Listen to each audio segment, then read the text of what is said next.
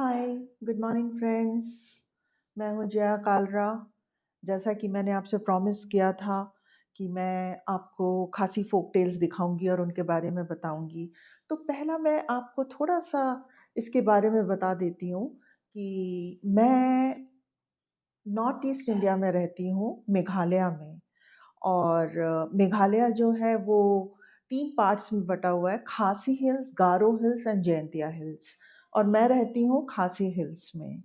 तो यहाँ का जो कल्चर है और डाइवर्सिटी है बहुत रिच है। तो मैंने बहुत सारा काम जो है मेघालय के ऊपर में जो इन ट्राइब्स के ऊपर में काम किया है, ख़ासकर खासीस पे बहुत काम किया है। तो बहुत सारी पेंटिंग्स बनाई हैं, उसमें से काफ़ी क्लोज़ है मेरे दिल के खासी फोक टेल्स। तो मैंने सोचा कि चलिए आपको मैं आज खासी फोक टेल्स के बारे में बताती हूँ। और मैंने जितनी भी पेंटिंग्स बनाई हैं खासी फोक टेल्स में, हर संडे मैं आपको वो पेंटिंग्स दिखाऊंगी और उन कहानियों को सुनाऊंगी। और मुझे पता है आपको वो कहानियाँ बहुत पसंद आएंगी, क्योंकि जब मैंने उनको सुना था तो मेरे को इतना मज़ा आया था और तभी मैंने तय किया था कि मैं इनके ऊपर पेंटिंग बनाऊंगी। तो दोस्तों, आज हम इस सीरीज़ की पहली पेंटिंग पे चलते हैं और आपको बताते हैं। A series devoted on the work of Mrs. Raffi on her book Khasi Folk Tales.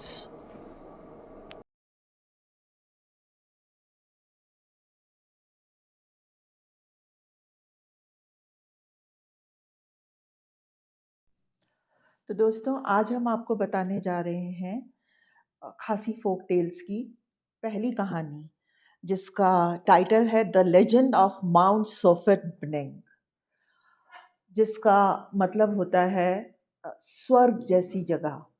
तो ये हम आपको जो कहानी सुनाने जा रहे हैं, ये उस समय की है, प्राचीन काल की है। और जिस समय धरती पे मनुष्य नहीं रहते थे।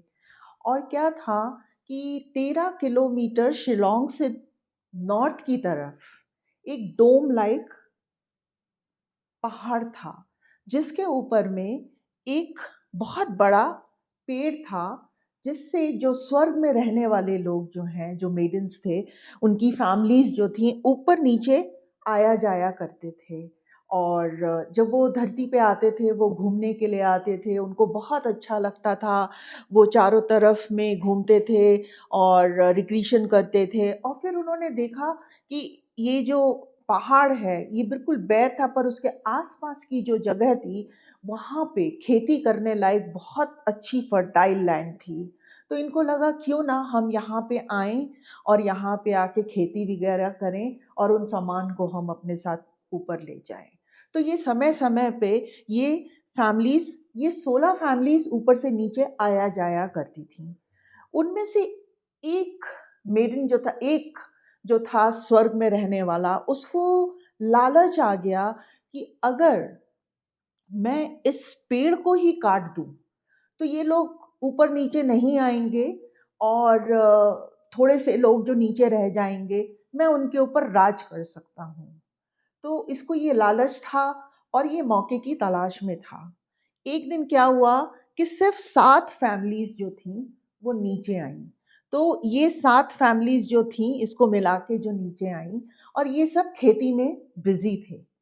और उस वक़्त में ये जो था, आँख छुपा के, सबका आँख बचा के, अपनी कुल्हाड़ी उठा के उस पेड़ के करीब आ गया। बाकी लोग खेती में लगे थे और उसने क्या किया, इस पेड़ को काट डाला ताकि ये लोग वापस स्वर्ग में ना जा सकें, ऊपर ना जा सकें। अब ये 7 फैमिलीज़ जो हैं, ये नीचे ही रह गईं। वो एक इनके लिए बहुत ही दुःख भरा दिन था, जिस दिन जो है ये ऊपर नहीं जा पाए। उसके बाद ही ये लोग धरती पे रहने लग गए। और ऐसा कहा जाता है कि जो 7 रूट्स ऑफ खासीस जो है, इन लोगों से ही पैदा हुए। जो 7 फैमिलीज नीचे रह गई थी, उन्हीं से ही ओरिजिनेट हुए, ये ओरिजिनेट ओरिजिनेट हुए और इनकी 7 रूट्स जो थी आगे चली जो आज तक हैं और जिनको हम की न्यूज़ स्कैम कहते हैं, की न्यूज़ कम कहते हैं। तो ये लोग जो हैं धरती पे आए और यहीं रह गए और आज भी ये जो 7 फैमिलीज़ हैं, इनकी जो रूट्स हैं वो शिलांग में पाई जाती हैं और वो लोग यहाँ पे रहते हैं और बहुत खुशी से रहते हैं।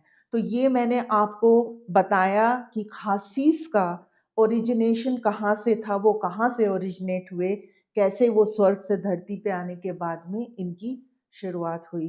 तो दोस्तों, मुझे आशा है कि आपको ये स्टोरी बहुत पसंद आई होगी। अगर आपको ये स्टोरी बहुत अच्छी लगती है तो प्लीज़ हमें कमेंट बॉक्स में ज़रूर लिख के भेजिएगा और आपको लगता है कि इसमें कुछ एडिशन होना चाहिए तो हमें ज़रूर बताइएगा और ये मेरी कोशिश है।